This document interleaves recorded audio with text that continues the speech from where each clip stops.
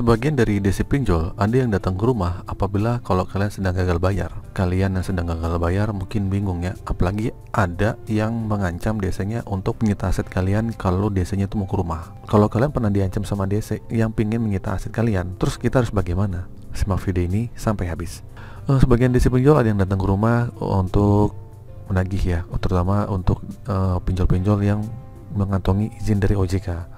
Nah, si DC ini diberi waktu ya 90 hari untuk menagih kalian yang gagal bayar. Walaupun ada peraturan 90 hari nggak boleh lagi, tapi tetap ada yang menagih ya. Karena para pinjol ini boleh menggunakan jasa pihak ketiga untuk menagih. Video itu tentang masalah 10 hari saya udah pernah bahas ya di video sebelumnya. Kalian boleh lihat di video-video saya yang lainnya. Nah, meski demikian ya, DC pun sebelumnya tidak semata-mata langsung datang ke rumah saat kalian gagal bayar.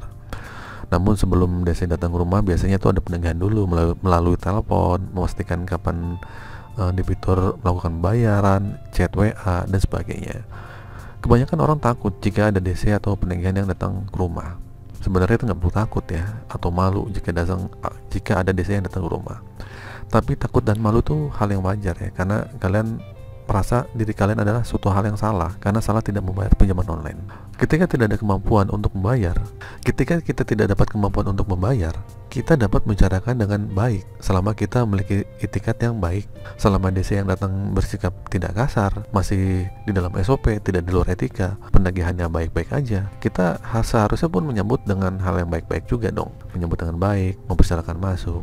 Tetapi jika DC yang datang ke rumah tidak baik, tidak bisa diajak bicara dengan baik-baik, mengancam, bicara kasar, teriak-teriak, apalagi nih ingin menyita atau mengambil barang berharga atau aset kalian ada di rumah. Misalnya ada DC datang nih, saya mau ngambil aset karena kamu nggak bisa bayar nih. Kalau kayak gitu, sebaiknya kalian tuh lapor ke pemerintahan setempat, lapor atau RW, atau bilang aja teriakin maling lah. Intinya kalian jangan takut, karena kalian punya hak untuk mengusir DC. Yang datang apabila melakukan hal seperti itu disebut penagihan yang di luar etika.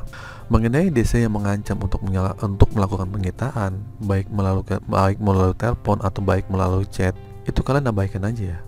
Karena pada dasarnya itu nggak boleh kita minjol barang kita disita, itu nggak bisa. Kita bukan kredit motor yang kredit motor itu diambil, motor pun diambil pun ada prosedurnya sebenarnya. Jadi sebaiknya tidak gentar dengan ancaman seperti itu. Hal ini mengingatkan DC ya yang menagih utang. Pokoknya kalian tidak boleh menyita paksa barang-barang milik debiturnya, karena itu ada aturan mainnya, ada hukum yang berlaku.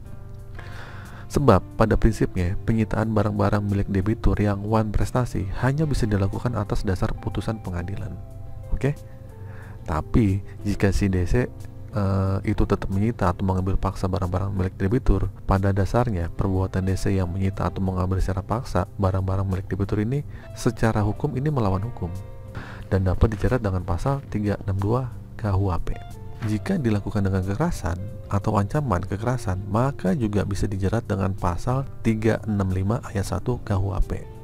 Jadi buat kalian semua, jangan takut apabila DC yang mengancam ingin mengambil aset milik kita apabila kita tidak mampu melunasi tagihan pinjaman online. Tidak semua aplikasi pinjaman online itu memiliki DC lapangan ya.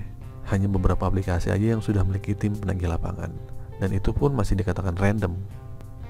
Kalau misalnya di daerah itu banyak yang dikunjungi DC, ya kemungkinan ada gitu kan. Mungkin DC-nya sekalian lewat atau gimana.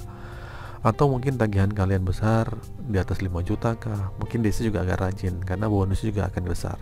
Tapi kalau di bawah 1 juta udah kalian jauh nih, kalian mungkin DC akan berpikir-pikir ya, ongkos nagih juga agak mahal. Jadi intinya kesimpulannya, kalau kalian diancam sama DC ingin menyita barang aset, itu nggak bisa, itu nggak akan pernah bisa. Oke? Karena kalian minjol itu nggak akan pernah bisa ada aset-aset yang kalian disita oleh si DC.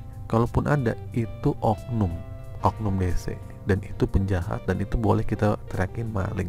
Oke, itu saja teman-teman. Semoga video ini bermanfaat. Akhir kata, jangan lupa like, komen, dan subscribe. Assalamualaikum warahmatullahi wabarakatuh.